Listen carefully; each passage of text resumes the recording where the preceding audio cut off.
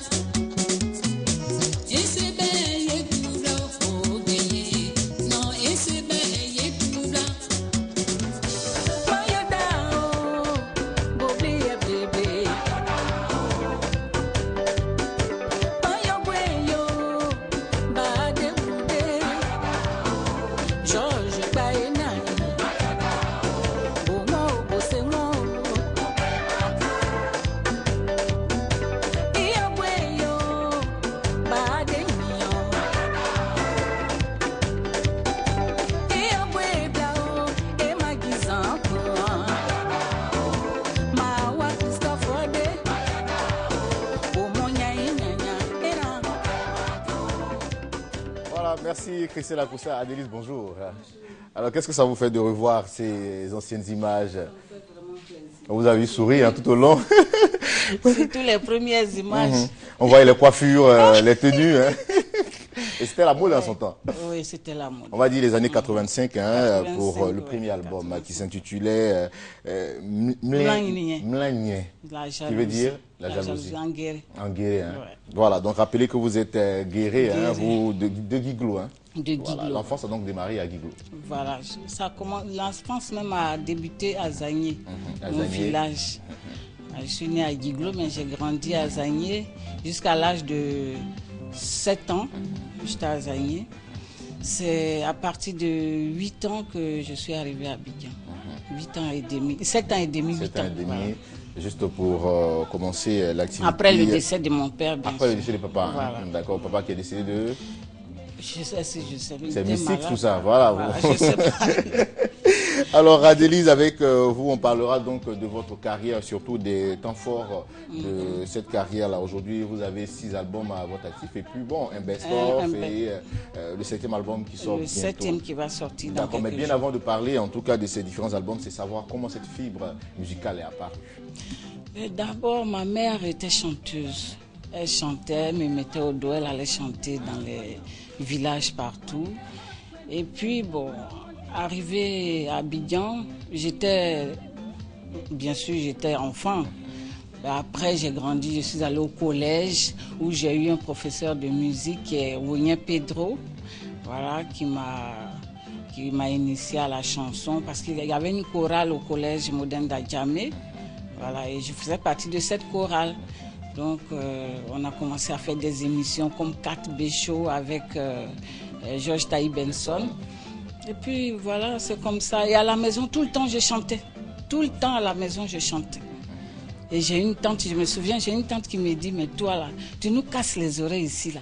Tes amis sont là-bas, à la télévision. Va là-bas, c'est là-bas on voit les chanteuses. Je dis, un jour, je vais arriver là-bas. C'est fait à Dieu. Voilà. Et ça s'est fait de la plus belle manière. Oui. Il faut savoir que tout a démarré véritablement quand vous êtes allé à Paris, en France. En France, voilà. Je suis allée en France pour mes études.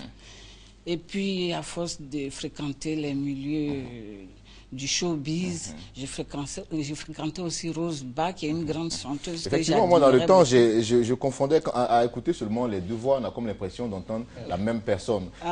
Pour ceux qui connaissent Rose Ba, quand on écoute un morceau, un titre de Rose Ba, on a comme l'impression d'entendre Adélise. Hein. Oui, mais parce que c'est mon modèle. J'ai beaucoup aimé Rose Ba et j'ai eu la chance de la rencontrer à Paris. Donc, je dis, celle-là, je ne la lâche pas. Et vous avez aimé un de ces morceaux, un de ces titres oui, Rose Ba, oui. Une de ses chansons. Oui. Que vous voulez que donner, allez-y. Oui, Rose Ba, bon, c'est... Il y en a tellement, je ne sais pas. L'embarras du choix.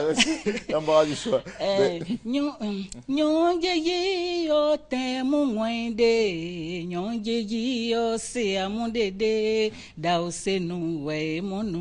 voyez, je ne suis pas trompé.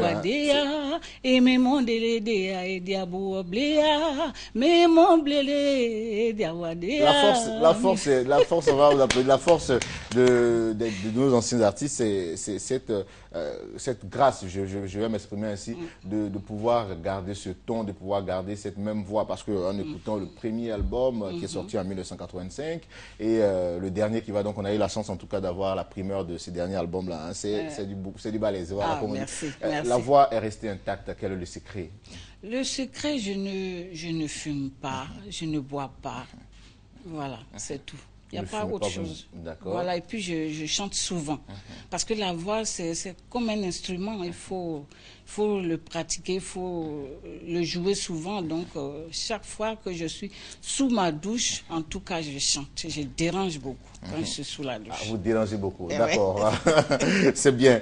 Alors, on va maintenant vous permettre, en tout cas, de vivre encore toujours des instants forts. Et cette fois, c'est avec un élément qu'on a réalisé avec vos proches. Je suis la tante Adéline. Elle est partie en France pour ses études. Et puis à ma grande surprise, je vois qu'elle a fait un disque. Pour moi, ça a été une surprise. Qu'est-ce que ça vous fait actuellement? Je suis très contente. Je suis vraiment heureuse qu'elle ait réussi à faire un disque. Je souhaite qu'elle continue ses études qu'elle a été faite. Et si elle veut continuer à chanter, elle peut chanter, mais qu'elle ne laisse pas tomber ses études. Je m'appelle Sandra Sarah Marie Rachel. Adélise est ma tante. J'aime tout ce qu'elle fait. Je suis de Lambert, je travaille à la PTT. Elle a eu depuis 1966 que son père était décédé. À partir de 7, elle était à l'âge de 7 ans que j'ai pris à son sage. Il a ramené à Abidjan pour l'école primaire jusqu'au collège, au second. Elle a fait la première d'abord. J'ai décidé. Donc j'ai fait tout possible. Voilà, vous l'aurez compris, mesdames, messieurs, que d'émotion. Hein. C'était ça l'objectif, hein, vous faire revivre des moments forts de votre vie, Adélise. Hein. À l'instant, on avait donc la tante, on avait... C'est ma maman même, parce qu'elle m'a élevée. Voilà. Et puis le monsieur que vous avez vu plutôt, c'est mon père. Quand mon papa est décédé, lui aussi, il m'a récupéré. D'accord, on va vous permettre en tout cas de passer cette étape-là. Christelle Akoussa avec une vidéo de l'artiste. J'ai eu la chance de découvrir une fille comme...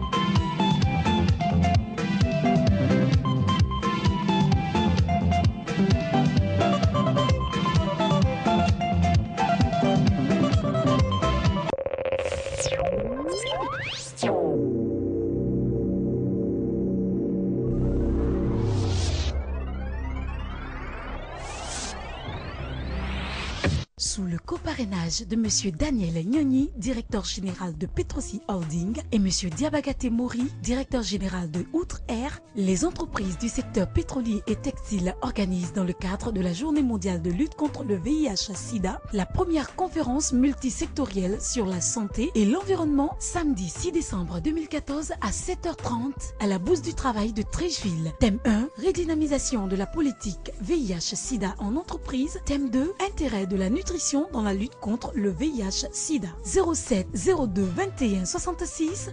Sous le patronage du ministre d'État Chaldibi Kofi, ministre d'État, ministre des Affaires étrangères. Sous le parrainage du ministre Alakwadjo Rémy, ministre de l'Environnement, de la Salubrité et du Développement durable. Sous la présidence du ministre Bandama Maurice, ministre de la Culture et de la Francophonie. Le Conseil régional de la Marawi, la mairie de Boisflé et AABH vous invitent au Festival des Arts et de la Culture de la Marawi dénommé FACMA 2014 du 3 au 6 décembre 2014 à Boisflé. Population de la Marawi, vous y êtes tout invité.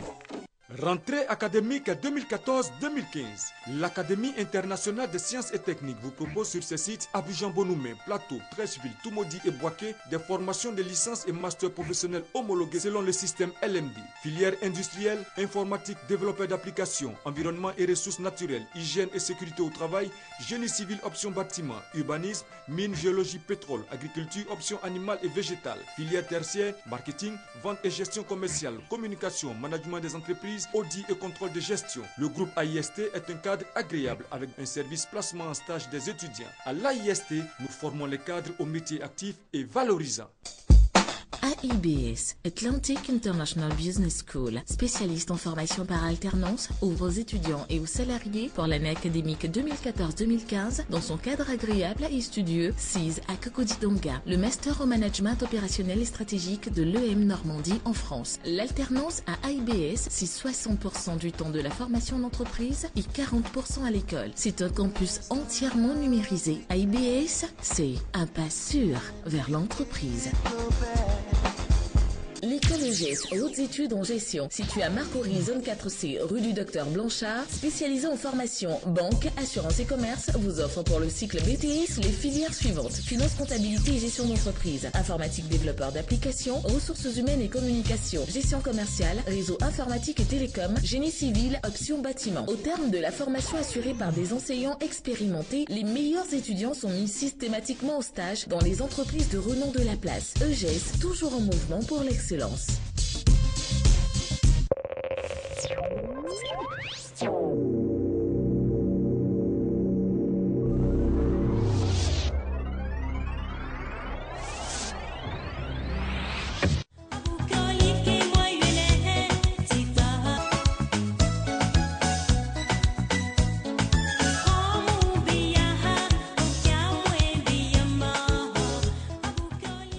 Oglopo, village situé à une 60aine de kilomètres dans le pays, a connu une ambiance particulière et pour cause. La Maison des enfants de Côte d'Ivoire comble toute la population en leur offrant des jouets, des matelas et des vêtements. À travers ces dons, l'ONG vient soulager la population.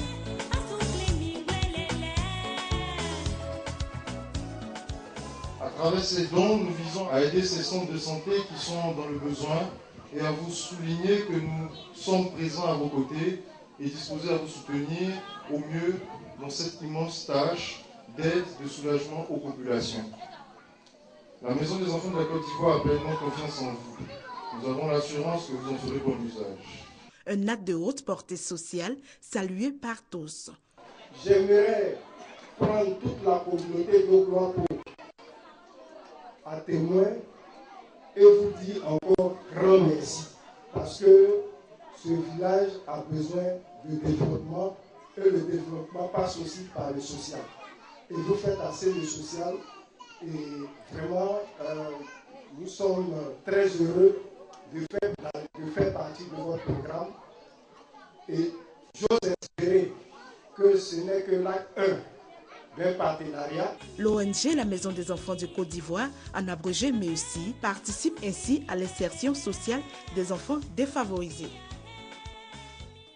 Exactement 7 heures passées de 5 minutes sur les antennes de la RTI et vous suivez Matin Bonheur. Notre invité n'est d'autre que Adélise, voilà, qui a retrouvé un peu tous ses sens. Merci beaucoup Adélise. Avant de poursuivre avec vous, nous allons partir avec, pour le petit déj, pour vous permettre quand même de mettre quelque chose sous les dents. Mademoiselle Josiane Assamoah, bonjour. Bonjour, monsieur Sekou. Avec vous, pour le petit déjeuner, qu'est-ce qu'on a prévu ce jour? Eh bien, aujourd'hui, pour le bon plaisir de tous nos téléspectateurs, on va proposer des crêpes fourrées au blanc de poulet et aux champignons. Des crêpes fourrées, hein. Voilà. Et ça prend combien de temps pour les réaliser, il vous faut au maximum 30 minutes.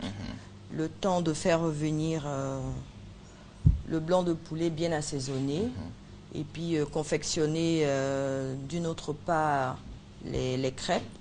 Après, vous fourrez le mélange du blanc de poulet dans les crêpes et vous les enroulez pour le dressage. Voilà. Et ça peut prendre combien de temps?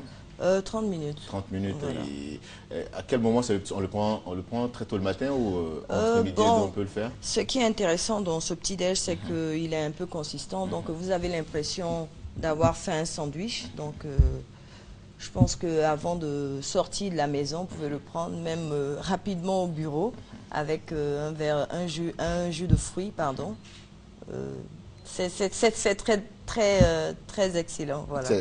D'accord, on aura le temps de déguster ça juste après l'émission. Et rappeler les ingrédients qui interviennent donc il vous faut du blanc de poulet, il vous faut de la farine pour les crêpes, des œufs, du beurre et de la crème fraîche. D'accord. Voilà. Et du champignon aussi. Du champignon voilà. Du champignon de Paris, ça se trouve dans les grandes surfaces. D'accord, c'est intéressant. Voilà. Adélise, c'est bien, c'est facile à faire. Hein? C'est facile à faire, oui. D'accord. Je sais que la dame en face, elle sait si bien le faire. Oui, je sais le faire. Ben, c'est une bonne femme africaine. Hein? Oui. Merci beaucoup, Josiane, d'être passée sur notre plateau pour nous servir ce petit déj qu'on prendra plaisir à déguster tout à l'heure. Bon, sûr. Merci aux téléspectateurs aussi qui ont cette primeur, mais malheureusement ne pourront pas goûter. Adélise, revenons toujours avec vous pour parler donc de cette belle carrière, ce premier album qui est sorti en 1985. Cet album vous a permis de partager pas mal de scènes. Vous avez encore l'expérience de votre première scène? Ah, la première scène, ça c'était en 86, au concert de la paix. Ah, c'était terrible, hein? C'était terrible. Alors, racontez-nous un peu.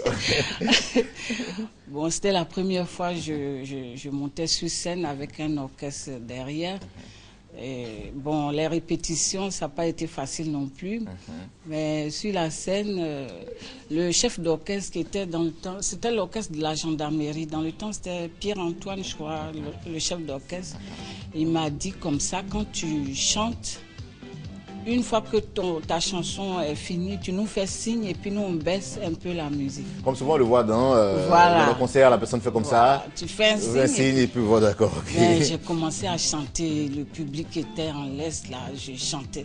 Mais je sais plus, j'ai fini de chanter, mais je ne sais pas à quel moment faire. Puisque mon producteur, M. Taï François, me dit tu danses. Il faut danser parce qu'on dit tu ne danses pas. Donc il faut danser. J'ai dit d'accord. J'ai commencé à danser. Il faut faire signe à l'orchestre pour arrêter. Mais non, je ne peux pas. À quel moment je vais faire signe? Et puis je voyais le public debout. Donc les musiciens se regardaient, mais à quel moment elle va nous faire ci? À quel moment? Donc il faut un titre qui faisait, le titre faisait combien de minutes? Avant les morceaux étaient longs. Oui, je crois 7 ou 8 minutes. Donc à un moment les musiciens ont pris la décision eux-mêmes de baisser un peu. Et puis c'est comme ça, on a arrêté. D'accord. Sinon si c'était moi seul, on continuait. Jusqu'au matin, surtout que c'est la première scène, voilà. Et voir le public vous accueillir avec une telle chaleur, c'est clair que ça vous donne l'envie de poursuivre. Alors après ça, l'album, nous avons eu comme deuxième album Kei. Kei qui parlait de... Kei, c'est une chanson d'amour. Moi, je chante beaucoup l'amour. C'est une chanson d'amour.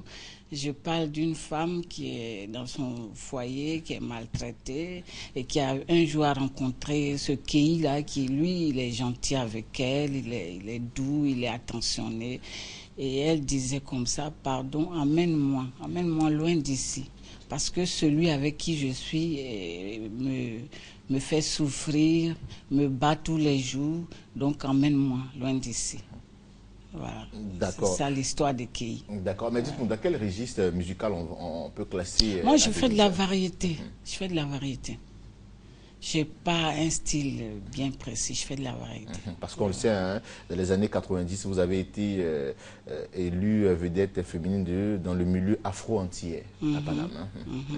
Ça, c'est les journalistes dans le temps, les journalistes afro-antillais. Voilà, c'est eux qui m'ont décerné ce prix dans une boîte de nuit. Il y avait beaucoup d'artistes, donc voilà, ce fut un plaisir. D'accord, alors toujours avec beaucoup d'émotion, comme on vous l'a dit, on vous réserve beaucoup de surprises. Nous partons encore du côté de la régie. Adélise, c'est une artiste musicienne ivoirienne. Ça fait vraiment longtemps qu'on la voit plus sur la scène musicale ivoirienne. Voilà. Je veux savoir pourquoi. Ces mélodies nous ont bercés il y a un peu longtemps de cela. On a encore besoin d'elle, qu'elle nous revienne. On attend. J'aime sa musique, quelquefois il m'arrive de fredonner même quand je suis à la maison. Et je pense que récemment, quand elle a perdu sa grande sœur, elle était là, aux obsèques, on était ensemble, tout ça. Ben, je pense que l'artiste, elle est là, elle est en vogue, ça va, elle est là. On est ça beau et c'est ma bondéné. On est ça ma et c'est ma bondéné. La chanteuse Adélise, je me souviens très bien d'elle. Elle nous a égayés dans les années 80. Mais depuis lors, nous n'avons plus de ses nouvelles. Vraiment, elle nous manque. Et qu'elle nous revienne avec sa douce voix suave. Et on est ça beau. Ça, c'est l'une de vos fans, hein, une fan à mourir. Voilà, les téléspectateurs voudraient savoir pourquoi cette longue absence, Adélise. Aujourd'hui, ça fait près de 14 ans qu'on ne vous a pas vu sur la scène ivoirienne. 14 ans. 2006. 2006, 2010, hein. 2006, voilà. 2008, ça fait 6 ans, voilà. Voilà 6 ans, voilà. Ben, on ne me voit pas sur la scène parce que tout d'abord, vous savez, nous les artistes, on veut vivre en fait de notre métier. Mais quand on constate qu'il y a tellement de piraterie, quand on constate que les droits d'auteur, on les a pas comme il faut, alors qu'on dépense plein de sous pour réaliser nos albums, vraiment ça décourage un peu. Mais il y a la vente en ligne aujourd'hui. Il y a la vente en ligne, bien sûr, c'est pour ça justement que je reviens. Parce que s'il n'y avait pas ça, je ne sais pas si... Bon, je ne peux pas dire aussi que je n'allais pas revenir parce que quand on a le truc en soi, c'est difficile. Cette cible musicale là. Voilà, c'est ça. Donc on se retire un peu, on observe et puis après on revient. De temps en temps, un artiste se meurt. C'est vrai, donc il faut éviter surtout de laisser... Voilà, voilà, il faut renaître. Alors quels étaient vos rapports avec les autres artistes de cette époque-là? Les autres artistes, on s'entend bien. Vous savez, vous allez demander dans le milieu, on vous dira que Adélise n'a pas d'ennemis.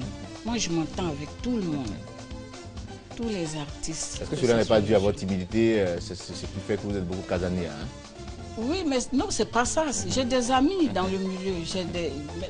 Même les grands frères du milieu, on s'entend très bien. Je ne suis pas casanière, non, pas du tout. C'est une apparence. C'est une apparence. Hein. On espère bien. On espère bien. Alors Adélise, si tu le permets, nous allons repartir du côté de la régie pour cette fois une autre sonorité musicale. Hein.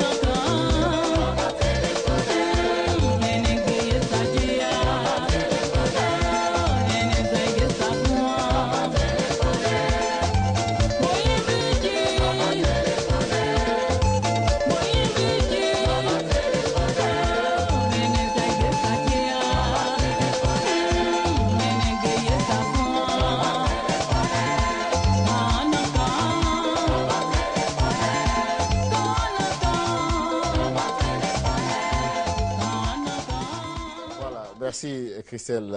Le temps pour nous d'installer donc Fadia Zorkot. Bonjour Fadia. Bonjour. Comment ça va? Ça va. Ça fait longtemps, hein? Oui, assez longtemps quand même. D'accord. Fadia, aujourd'hui notre invité spécial c'est Adélise. Vous connaissez Adélise?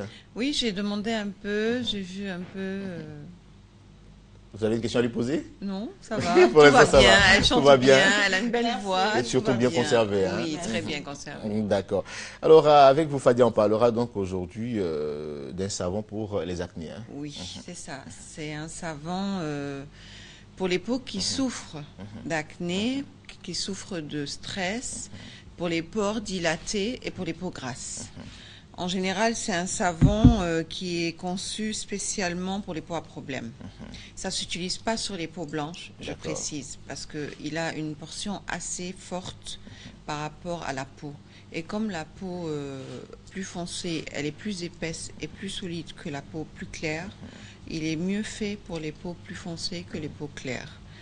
C'est un savon qui est vraiment miraculeux, on va dire. D'accord, on pourra déballer pour oui, voir à quoi ressemble le savon. Il est fait très concentré, il est épais, on le voit comme ça, il est très dur, ça mousse pas trop, ça mousse normalement, parce que tout ce qui mousse, ça a une substance un peu moins naturelle, on va dire. D'accord. Voilà. Alors, comment se fait l'application? Voilà, la cliente, elle se lave avec matin et soir. Comme un savon, oui, sur tout le corps. Ça s'utilise sur le corps ou sur le visage, mais pas le même savon. C'est-à-dire le savon du corps, il est fait que pour le corps, et le savon du visage, il est fait que pour le visage. Et là, on a un savon pour le visage. Hein? Voilà, on a un savon pour le visage. C'est les mêmes, au fait, c'est le même savon, mais on ne le mélange pas par rapport aux microbes, parce que les boutons qui sont sur le corps, ou bien le problème de peau qui est sur le corps, c'est pas comme celui qui est sur la peau du visage. Est-ce qu'il se mélange avec un autre savon? Non. Parce que quand on fait un traitement, quand il est pris en tant que traitement, vaut mieux ne pas le mélanger avec un autre effet de savon. Il s'utilise spécialement lui-même. Et en traitement, tout a besoin de temps. C'est-à-dire, des fois, la cliente, elle prend. Ça a besoin de temps pour donner du résultat. Ça ne peut pas donner un résultat en une fois. C'est impossible. Alors, quand elle mélange un autre savon, au lieu de donner un bon résultat à la peau, elle dégrade la peau.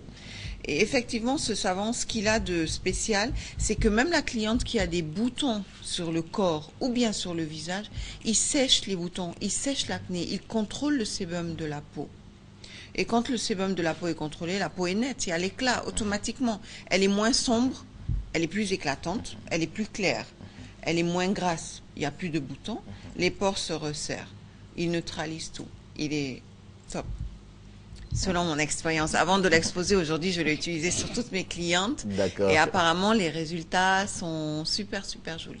D'accord. Et ça prend combien de temps? On peut l'utiliser pendant combien de temps, ce savon? Tout le temps qu'il faut. Même si la peau n'a pas de problème. Il faut toujours l'utiliser. On l'utilise. Il est fait pour l'éclat. C'est-à-dire, il a plusieurs options. Il neutralise. Quand il neutralise, c'est-à-dire selon le cas de la peau, lui, il gère. Donc, vous conseillez combien de fois par jour? 3 fois par jour? Tous les jours, 2 fois par jour. 2 fois par matin jour. et soir. Quand on se réveille le matin, on se rince avec l'eau d'habitude, ou bien il y a des gens qui se lavent avec un savon. Voilà un savon qui est fait pour supporter toute une journée de stress et qui donne un effet super joli. D'accord. Qu'est-ce qu'il faut entendre par acné d'abord? Il est important de le rappeler. Acné, c'est les boutons, le sébum en plus, les gros boutons, ça les sèche, les boutons gras, que le pus sort dessus. On a beaucoup de problèmes de peau par rapport à tout ce qu'on a autour de nous. Alors si on peut, par un savon, avoir un résultat, même si ce n'est pas de 100%, mais de 80%, c'est déjà énorme pour une peau. Alors moi, je conseille à toutes les femmes qui souffrent et qui vont acheter 10 savons par là, 3 savons par là, un savon par là, à je ne sais pas quel prix, et puis on leur conseille, c'est plus de pub qu'autre chose. Nous, c'est un savon qui est testé médicalement. Alors, il n'y a pas de jeu dessus. C'est un savon, peut-être que son prix, il est un peu plus élevé que d'autres savons normaux, mais parce que son résultat, il est beaucoup plus différent que les autres. Et c'est un résultat qui se voit, hein? Oui.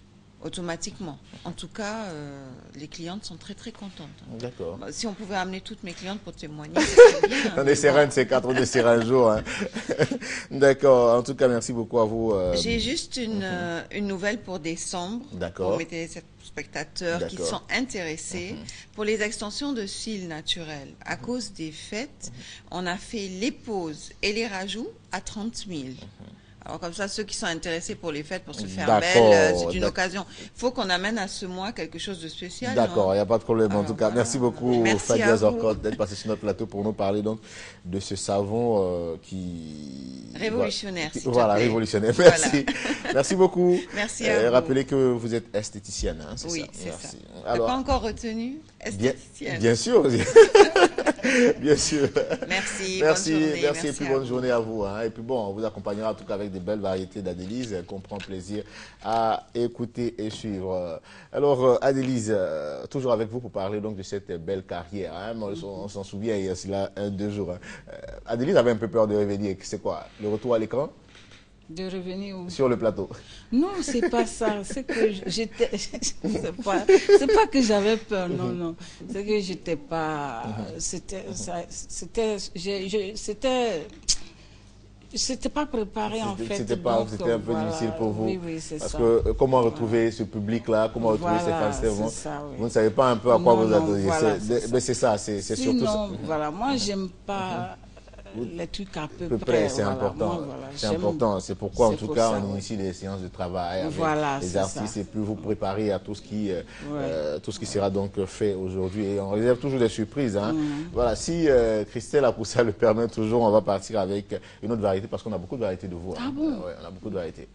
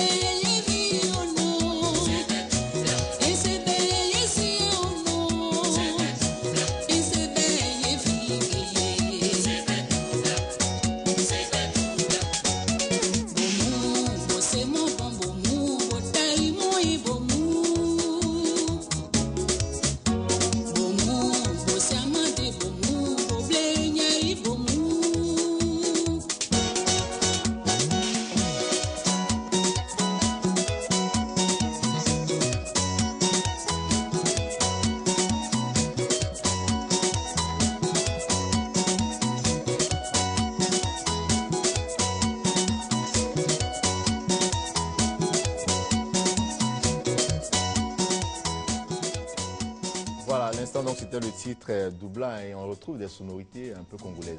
Oui, parce que l'arrangeur, c'est un Congolais, Beau Paul Massiamina. Et ici, on a vu Adélise déhancher quand même. Hein. Adélise ne sait pas danser, mais je me soigne. Bien dit, elle se soigne. Professeur Adingra Guissel, bonjour. Bonjour. Alors vous êtes professeur de français et on vous reçoit donc dans le cadre de la journée internationale des personnes handicapées. Et il faut le signaler, vous êtes professeur et handicapé. Oui. Bon, pourtant, comment vivez-vous votre handicap? Moi je le vis très bien, parce que quand on est handicapé, c'est vrai que c'est pas facile, mais le premier ennemi du handicap, c'est le complexe. D'accord. Et moi, j'ai tué ce complexe-là en moi, ce qui fait que je vis ma vie comme tout le monde, sans problème. Alors aujourd'hui, une célébration pour les personnes handicapées, d'où l'importance? Oui, l'important, c'est de dire que nous faisons aussi partie de la population.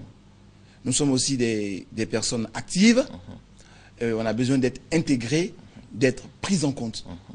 Et c'est vraiment très important pour nous. D'accord. Alors aujourd'hui, l'insertion des personnes handicapées est un gros problème dans nos sociétés. Qu'est-ce qui est véritablement fait pour cela? Bien, là nous regardons l'autorité de tutelle, hein, parce qu'il faut effectivement une volonté politique. Je crois que la volonté politique y est, mais il faut aussi qu'au niveau des personnes handicapées, il y ait une grande mobilisation pour attirer l'attention des autorités compétentes à nous prendre effectivement en compte. C'est ça le plus important, je pense. Vous vivez très bien avec votre handicap, hein, et la preuve, vous nous dites il y a l'instant, vous vous sentez bien. Alors qu'est-ce qu'il faut véritablement donner comme conseil à ces personnes qui aujourd'hui voient en cet handicap-là un frein véritablement à l'atteinte de leur objectif? Moi, je demande à ces personnes-là, et surtout aux parents, de faire sortir les personnes handicapées, leurs enfants handicapés. Dans le temps, quand vous avez un enfant handicapé, vous le cachez quand vous recevez de la visite. Eh bien, c'était comme des personnes marginalisées. Marginalisées, totalement. C'était ça. Mais aujourd'hui, ce n'est plus le cas. Moi, j'ai fait l'école, le lycée avec des amis. J'ai fait l'université avec des amis. Et tout le monde constate aujourd'hui qu'il y a un certain engouement. Donc vous, c'est depuis l'enfance, hein? Oui, moi, j'ai eu la polio à l'âge de 8 mois. De 8 mois. De 8 mois, voilà. D'accord. Et bon, depuis, je vis avec sans problème, sans complexe. À l'école, comment se passait avec vos camarades, élèves et étudiants? Oui, c'était quand même assez intéressant parce que pour eux, c'était pas courant de voir une personne handicapée avec eux, en train de concourir avec eux à l'école, écrire au tableau, parce que j'ai été enseignant. Donc j'écrivais au tableau avec mes élèves, et pour eux, c'était un spectacle étonnant. Ils n'avaient pas l'habitude. Mais j'ai tué ce complexe-là en moi. Et bon, je vivais comme tout autre. Alors, comme vous le dites si bien, le gros problème des personnes handicapées, c'est ce complexe-là. C'est ce complexe. Qu'est-ce que les autres vont penser de moi? Voilà. Je ne marche pas bien, je marche à l'aide de cannes, je marche à l'aide de béquilles. C'est pas bien de m'exposer. Mais non, on vit comme tout le monde. Il faut vivre comme tout le monde, sans problème.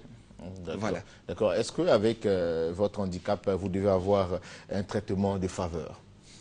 Bon, c'est ce que dans le temps on appelait la discrimination positive.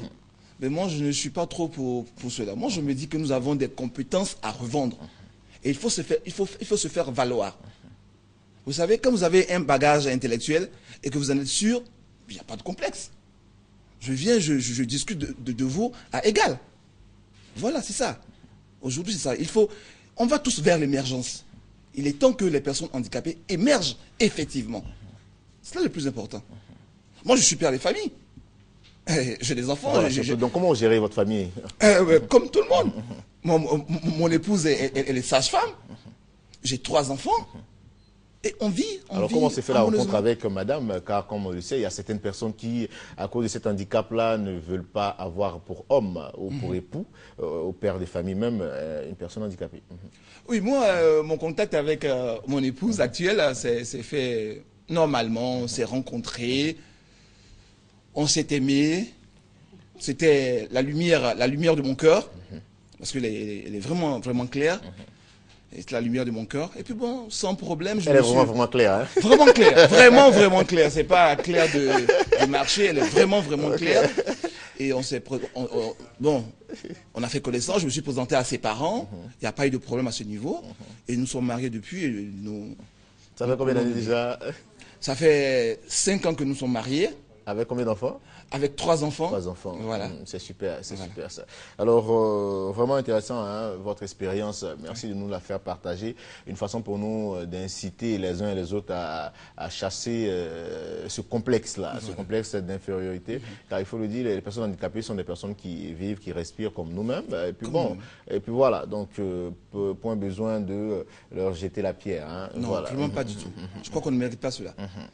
Alors, quel est le message que vous voudriez qu'on retienne donc, de cette célébration? Bien, je voudrais qu'on retienne que les personnes handicapées, c'est vous, c'est moi, c'est les autres, parce que nous sommes tous de potentielles personnes handicapées. Là, il ne faudrait pas l'oublier.